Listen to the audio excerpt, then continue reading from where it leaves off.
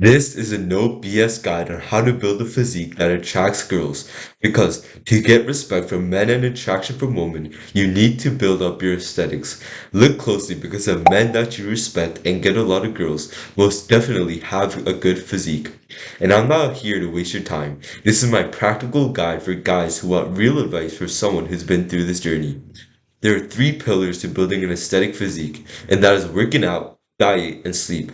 You need all three of these to actually make progress. You can have the best split and workouts in the world and even have an amazing healthy diet, but if you don't get enough sleep, you'll make none to minimal progress.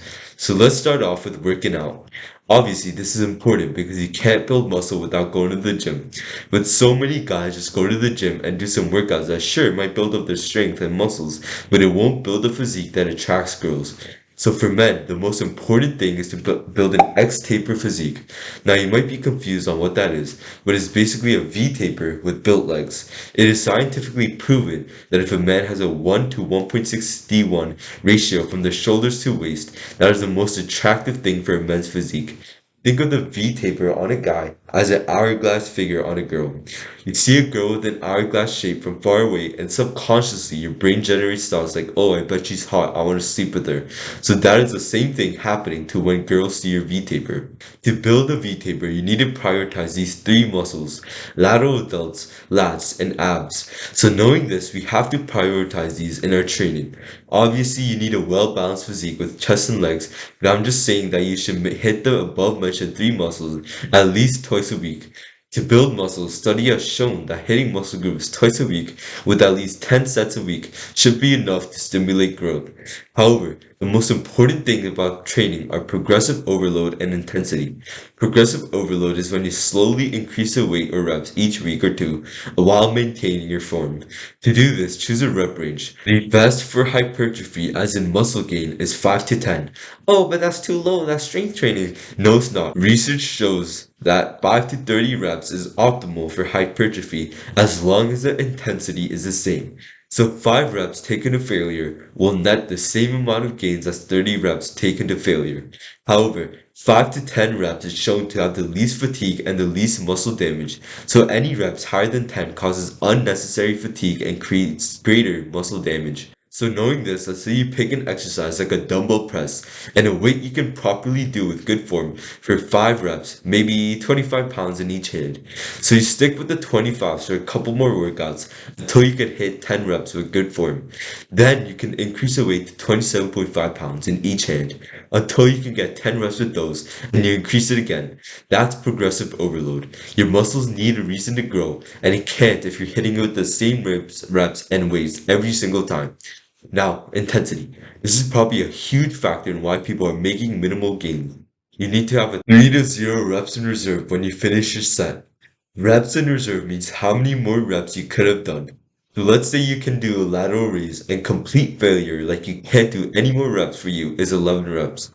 So if you do anywhere from 8 to 11 reps, you will make gains. Oh, but it's so hard and tiring. Well, yeah, a good body is rare. That's why it's valuable. To get anything worth having, you need to suffer. Go to failure. So now we have to pick a workout split. There's no perfect split that works for everyone, but the baseline rules are that it has to hit each muscle group twice a week, has at least one rest day, you don't go over 4 training days in a row, and it has 4 to 6 training days. But if you have no other choice, 3 will do. I linked my favorite 6, 5, 4, 3 day training splits down below. Now for volume, as I said before, 10 sets taken near or to failure per week will be enough to grow. However, the most gains will come at 20 sets. So if you have weak points or muscles that you want to focus on, like the ones I mentioned previously, you want to hit those as close to 20 sets as per week as possible. Don't go over because that will lead to junk volume. And each workout, you want to limit the work sets per muscle group to 10. So if you want to hit your shoulders, to grow, hit 10 sets on your push day, then another 10 on your shoulders and arms day. I'm not going to go into the best exercise for each muscle group, or this video will be like 2 hours long. My favorite influencers who skyrocketed my gains are JPG Coaching on TikTok, Ryan Jewers on TikTok, and Jeremy Ethier on YouTube. So now let's talk about the second pillar, diet. I'm not gonna go into too much depth here because I made a full guide about diet on my channel, but this is such a crucial thing that a lot of guys don't take into account. You can't out-train a bad diet, even if you're eating the if it fits your macros diet. What do you think will fuel your muscles and give you more energy throughout the day? A Big Mac that's been processed, probably not even real meat, filled with estrogenics, or a chicken salad with healthy organic fats, carbs, and protein. Obviously, the chicken salad, even if they have the same macros. Don't underestimate the toll junk food has on your body. It even messes up your productivity. So eat healthy. Now you know what healthy food is. You're not dumb. But sometimes these companies lie to you saying that it's healthy when it's not. So eat single ingredient food. It's pretty self-explanatory. A potato's ingredient is a potato. A broccoli's only ingredient is broccoli. And yes, this includes flavored protein powder. Look at the ingredient list on that shit and it's filled to the brim with chemicals.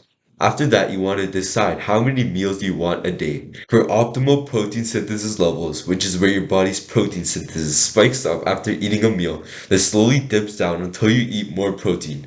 We want to keep this near the top as this supports the most gains. So we want 3 to 5 meals eaten every 2 to 5 hours. Then for every meal, add a protein source, meats, fish, etc. A healthy carb source, fruits, potatoes, yams, rice, and a healthy fat source, salmon, olive or avocado oil, nuts, and butter. Don't forget your fruits and vegetables. Strive for 1.5 to 2 cups per day of fruit and 2 to 3 cups per day of vegetables. If you're cutting, eat until you are slightly hungry, and if you are bulking, eat until you're a bit past full. Now, the final pillar is recovery. Don't underestimate this, guys, because if you don't know, you don't build muscle at the gym. In basic terms, you break your muscles apart in the gym. Then during sleep and rest days, your body uses protein to rebuild it, and every time it does, it makes it a bit stronger and better than before to prevent it from breaking again. This is why progressive overload is so important.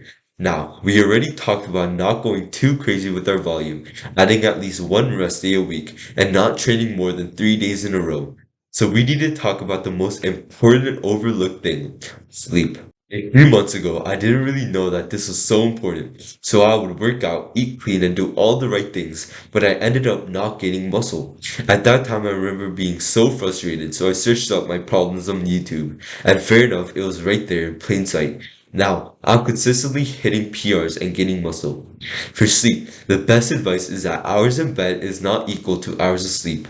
Sleep efficiency is how long you are asleep for the time that you are in bed, and an average healthy person has an 80% sleep efficiency. So if you want 8 hours of sleep, you have to be in bed for 10 hours. That might be a bit extreme, so 9 hours in bed is a great number in my opinion.